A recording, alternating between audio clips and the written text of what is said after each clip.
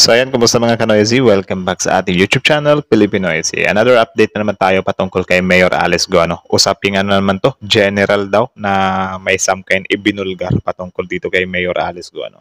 So nakita ko na tong video, dumaan yung video to sa newsfeed ko pero hindi ko pa siya napanood kasi mahaba siya eh. So ngayon, nirecommend dito sa video from Kuya Tams TV. So yan yung panonoorin natin. So ang bidyong ito ay may pamagat na pagbulgar ni General sa kasarian ni Bamban Tarlac Mayor Alice Guo, Pogo Raid, Rapi Tulfo in action. So yan yung panonoorin natin. So bago natin simulan, Kuya Tams TV, support nyo yan. Tapos syempre credits na rin sa Senate of the Philippines. Also, kung trip nyo ng mga ganito reaction video may kasama kayo manood, huwag nyo na rin kalimutan supportahan yung YouTube channel natin, Pilipinoisy. So hindi na natin ito patatagalin pa. Baka agawin pa ng China. Again, ang title ng video ito, Pagbulgar ni General sa kasarian ni Bamban Tarlac Mayor Alice Guo, Pogo Raid, Rapi Tulfo in action. So, like, comment, share, subscribe. Start. Isang general, ibinulgar ang kanyang Ulit. Isang general, ibinulgar ang kanyang nalalaman sa pagkatao ni Bamban Tarlac Mayor Alice Go. Opo. So, ayun, Kuya Tams TV, support nyo yan, guys. Subscribe. Yes, General. Yes, sir. Yes, ma'am, Madam Chair. We've been monitoring yung mga supposed to be canceled POGO na, sir, ma'am. But unfortunately, pag nag-inspect kami, ma'am, minsan kasama ako sa inspection, ma'am. Tinataboy kami ng security guard kasi sinasabi sa amin, canceled na to, ibang company nitong naka. So ito si Sir yan, yung nakaputi, yan yung nakita ko nung nakaraan. Kaso lang, hindi ko pa siya natapos kasi mahaba nga yung video yun, I think 30 or 1 hour ata yun. So ngayon, panoorin natin. Tuloy. Nandito. Samantala, nananawagan ang kampo ni Bamban Tarlac Mayor Alice Go sa kanyang ina na lumantad para maisailalim sa DNA test. Si Amelia Leal ang magpapatunay na may lahing Pilipino si Go dahil isa raw Paano magpapatunay si Amelia Leal na Filipino siya? Hindi ka nag-i-exist si Amelia Leal dito sa Pilipinas. Nung chinek yung PSA niya, walang Amelia Leal at walang Amelia Leal na ipinanganak dito sa Pilipinas. So it means hindi mapapatunayan ngayon na Pilipino siya. My goodness. itong Pilipina. Ayon sa kampo ng alkalde, naninindigan ang kampo ni Go na Pilipino ang ina ng alkalde at nananawagang lumantad na ito. Matatandaan sa isang panayam na inilabas noong May 20, isiniwalat ni Mayor Alice Go na isa raw siyang love child at inabando na raw siya ng kanyang ina na kasambahay noong bata pa lamang siya. So we would like to clarify po that we did not issue a provisional license po to Hongsheng. We issued po a provisional license po to Zunyan Technology po. I think baka po na-confuse lang po siya tungkol po dun sa Hongsheng po. Sino pong na-confuse? Nung nabanggit po ni Mayor na may provisional license po si Hongsheng. Parang hindi po sila na-confuse kasi magkahiwalay na pagbanggit ni Mayor eh. Ano din talaga to si Senator Risa. I mean, kapag may nakita siya na may mga ano-ano kayo sa side ni Mayor Alice Go, hindi, susupalpalin ko talaga yan. Alam ko yung facts. So something like that. Dun sa provisional license ng Hongsheng at yung provisional license na dala ni Mr. Walter Wong ng Sunyuan. Kasi ang pagkasabi ni Mayor kanina, correct me if I'm wrong, Mayor, nung makancel yung license ng Hongsheng, tapos ano ba yun, nag-investigation sila, umabot sa korte, pero apparently, nagpatuloy ng operation ng Hongsheng on the strength of a provisional license supposedly issued by PAGCOR. Hiwalay pa yung pagbanggit nila na nung lumapit sa kanila si Walter Wong at nagpakilalong general manager ng Yunzuan, na may provisional license sila galing sa PAGCOR. So kung hindi kayo nag-issue ng provisional license sa Hongsheng after nyo kinancel yung actual license nila, saan nila nakuha yung provisional license na yon? Wala po kaming idea, ma'am, but definitely po we did not issue a provisional license in favor of Hongsheng Gaming Technology. Nako po. So mukhang ang problema natin ay hindi lamang mga Philippine passports and birth certificates na ginagamit ng mga Chino sa Bangkok or dito sa Pilipinas, pati po mga di umanong PAGCOR provisional license na ginagamit ng mga kinanselan yun na mga POGO. So sa pagkaalam, yun nga, yun din, isa sa problema dito, kahit kinancel na yung Pogo, biglang nag-o-operate ulit or nag-change name, di ba? So, may something talaga na nangyayari dyan sa ilalim. nyo ba, yung policy nyo nasusunod ng mga nakakancelan nyo ng mga IGL? Talagang lahat po silang kinancelan nyo ng IGL ay tumigil na sa pag-operate? I Yan. think Yung Pogo daw pinalitan ng IGL. So parang yung IGL na yung bago, no? Pero nalaman nila na wala, same pa rin lang naman. Yung iba nagpapalit nga lang talaga ng pangalan. based on the investigations being conducted din po by our security and monitoring cluster together with the law enforcement agencies, we have found po that there are still companies operating despite the cancellation of their licenses po. Kanina nga po nabanggit ng PAOK na of the 250 or so POGOs holding licenses from PAGCOR, may 200 na po kayong nakancelan. What's the exact Dami, number ng ah. nakancelan? At sa mga nakancelan yung iyon, ilan ang Bumalik ulit. nagko-comply sa cancellation at ilan ang nag-ooperate pa rin? Grabe. Ang dami nun, min. 200. Grabe. Tapos napatanong ulit si dito, Senator Risa na, sa 200 na yan, ilan yung nag-agree na i-cancel sila? 'Di ba? Kasi yung iba patuloy pa rin eh. Alam niyo naman kung bakit nagpapatuloy pa rin yung mga ganyan kahit na may mga pagsita na nangyayari. Kasi nga, meron siguro mga padulas or under the table. Siguro like that, 'di ba? During the peak of the Philippine offshore gaming operations, we had the most of 298. Right now po, we have a total of 84. But I cannot give you po the exact number kung sino po talaga yung nagko-comply or hindi dun sa cancellation. But meron po kaming validation na ginawa and we can provide po kung sino po yung mga nakita po na nag-comply na with the cancellation. Salamat po. 298 Huli. na dating na-issuehan ng license. Yung 84 po ay nakancelan or yung still operating? Still operating, ma'am. Ibig sabihin, 214 more or less ang nakancelan nyo. Yes, ma'am. And more po because sa tuloy-tuloy din po kasi yung meron pong nag-a-apply, meron po Actually, kung hindi lang talaga nagpapasilaw ng pera itong mga namumuno sa atin sa gobyerno, men, wala naman talagang problema.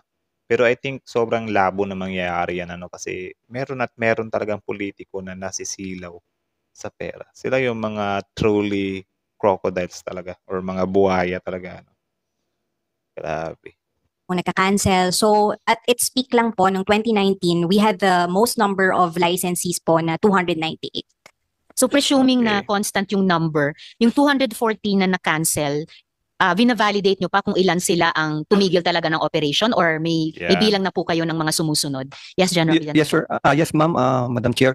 We've been monitoring yung mga supposed to be canceled POGO na, sir, ma'am. But unfortunately, pag nag-inspect kami, ma'am, minsan kasama ako sa inspection, ma'am. Yan. Tinataboy kami ng security guard kasi ang sinasabi sa amin, canceled na to, ibang company nitong naka dito. So we asked the help of the Ang galing. Ginamit na excuse eh. Cancel na to ibang company na kami Pero, syempre, need pa rin nilang mag-check dapat sana, di ba? Kasi, may nabalitaan kami, same lang din yung mga activities nyo dito Parang kayo-kayo lang din yun Di ba? Di mo pwedeng gamiting shield na iba na to, ibang company na to. Ano yan, parang nagloloko or nanloloko lang ng grade 2 LGUs. Actually, we wrote one LGU to asking for their assistance, but parang wala naman nangyari, ma'am. Yun. Kaya Huli. nagpapatulong kami sa mga ma'am, sa mga law enforcement agencies to assist us in inspecting this canceled POGO. May mga problema din kasi minsan yung mga LGU. Meron at meron din talaga yan. Though hindi ko naman nila lahat, pero kadalasan sa mga ganyan, di ba? Mga related is LGU. Parang dyan yung something mga kabalbalan. Though hindi ko naman nila lahat, pero meron talaga. Kita ko, ma'am, sa Makati marami. Boom. Tinataboy kayo ng mga security guard. Security. Pati Kasi Makati. ang paliwanag nila, bagong company na to, at wala kayong power na para mag-inspect. Kasi Nako. kinanceled na nga tapos bago na daw yung nag-occupy na company. Yun ang palaging nila, ma'am, rason. Pero yung mga Actually, sobrang nice ng ito revelation na ito Kasi nagkaroon din tayo ng knowledge ba na yun pala yung ginagawa nila. Parang nag-change name lang Pero I think same pa rin or maybe same pa rin yung nag-ooperate dyan. 'Di ba? Kasi yan si General nagdududa nga siya, 'di ba? Grabe ma'am, hindi kami pinapapasok. Hala. Huli. dating kumpanya na kinanselan nyo ng lisensya at kahit yung mga di umanong bagong kumpanya, hindi naman sila makakapag-operate without the license from PAGCOR. Yun. Wala silang karapatang itaboy kayo. Kayo ang may say. Di ba? Kung mag-ooperate pa rin sila or hindi na sila mag-ooperate. Madam Chair, Yes, General. nagpalit po ng mga pangalan to yung iba. Pero may signature pa rin ng mga dating company, ma'am. Kaya nire-report Gagi. Huli pa rin. namin yan, ma'am. In fact, we were able to report 155 reports to the different agencies. Dami. And we coordinated. I'm in the loophole, ma'am, with the intelligence community. Yung sa Hongsheng, ma'am, yung sa Sunyuan, mas malalim pa po yung alam ko doon. Minsan talaga itong aso ko nanggugulat bigla. Kaya yung ginagantihan ko, min.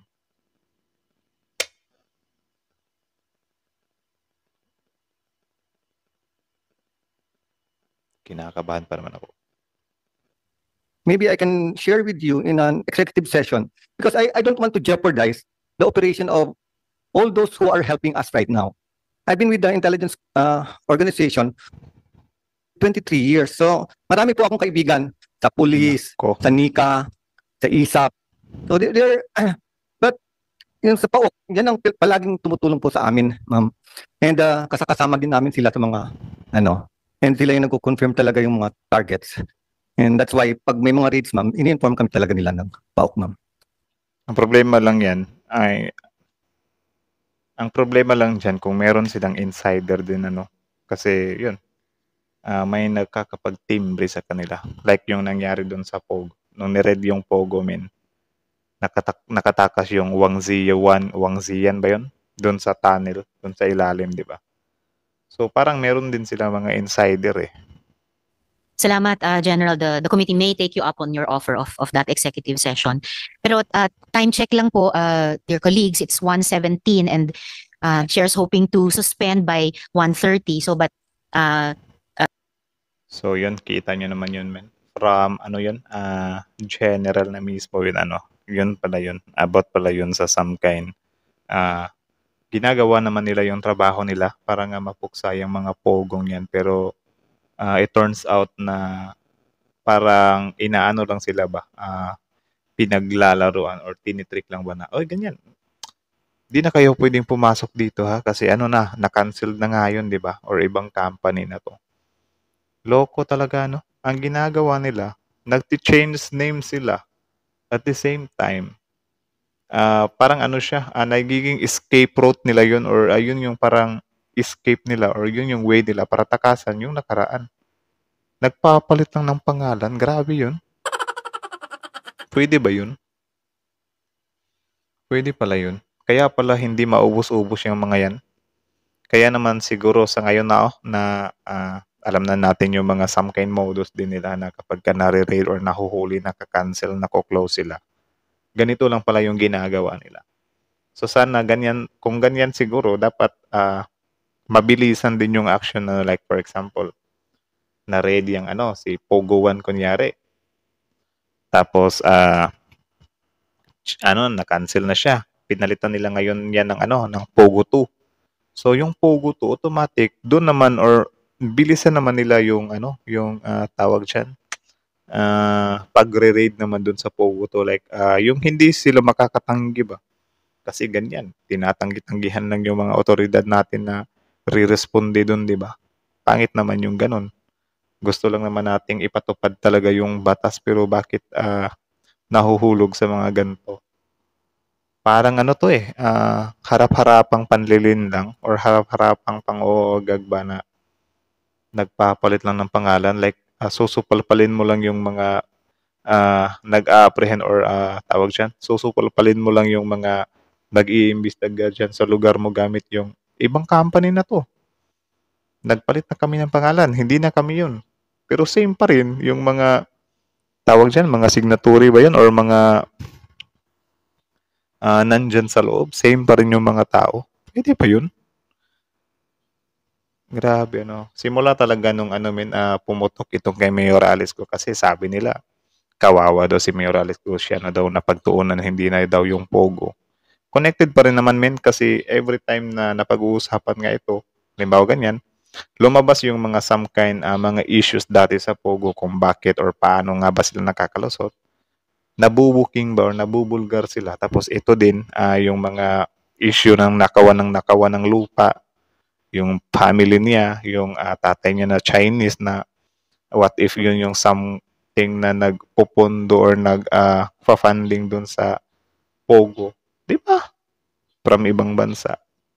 Connected pa rin siya. I mean, related pa rin siya. Kahit anong ano nyo dyan. Related pa rin talaga siya.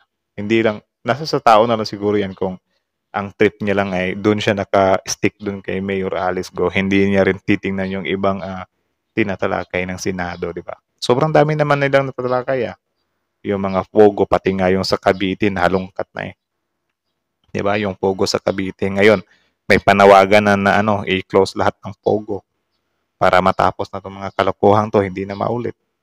So yan kayo, agree ba kayo na i-close lahat ng Pogo? Di ba rin nang mabawasan yung some kind natatanggap ng gobyerno natin? Comment down below. Should pag-usapan natin yan sa comment section. So again, hanggang dito na muna. Kuya Tams TV, Senate of the Philippines, Filipino IC. So like, comment, share, subscribe.